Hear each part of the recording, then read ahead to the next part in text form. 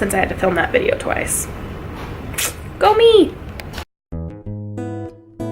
Hello everyone and welcome back to my channel. I'm Amy. Today I'm here to share with you all my Nonfiction November TBR. As most of you know, I'm terrible with TBRs, but I would like to chat with you guys about some of the books I'm really thinking about reading this month in celebration of Nonfiction November, which is a month-long readathon hosted by Olive from A Book Olive and Gemma from Nonfic Books. I will leave their announcement videos linked down below for you guys to check out if you haven't seen them.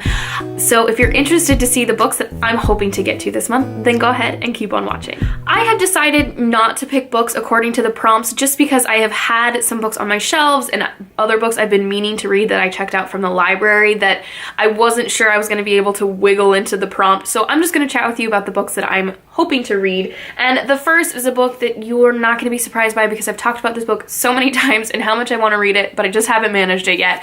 And that is The Importance of Being Little by Erica Christakis. This is what young children really need from grown-ups. I'm a preschool teacher and I'm just hoping to learn some skills and knowledge about kids that I can use and implement in my classroom just to be a better teacher and help them to grow up to be better tiny humans and big humans and just good humans in general. So really planning on reading this. Hold me accountable, guys, okay? I need to read this book. And the second book on my list is Furiously Happy by Jenny Lawson. This is a memoir type book about Jenny's life and how she's struggled with depression and anxiety to almost a crippling extent and how she's dealt with it. And it's just about that and her dealing with that and hiding that or not hiding it. And as someone who struggles from both of those things, both the depression and anxiety, I'm excited to read a book that has a humorous twist about it, because as serious as depression and anxiety is and how much we need to make it not taboo and not something to be ashamed of, sometimes we do have to laugh about things and that's what gets us through it. So I'm really looking forward to reading a funny book about horrible things. It sounds great and I just love this cover with this crazy raccoon and the glitter. I mean, I love it. And a book that I have checked out from the library that Katie from Life Between Words has recommended so many times over on her channel, and that is the Read Aloud Handbook by Jim Trelease. And this is just a book, as it says, that I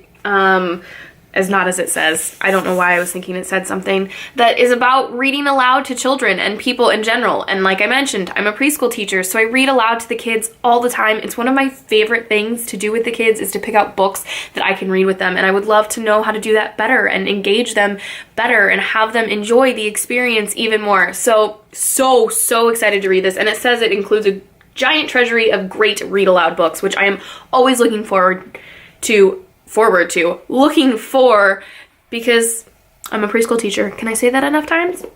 And then the last book I also have checked out in ebook form from my library, and that is The Subtle Art of Not Giving a Fuck by Sarah Knight. And this is a book about decluttering your mind and just learning to be okay with things and not constantly thinking to the future. I recently read a book called When Things Fall Apart by Pema Chodron. That's the AC kicking on because it's freezing in my house. So sorry about that.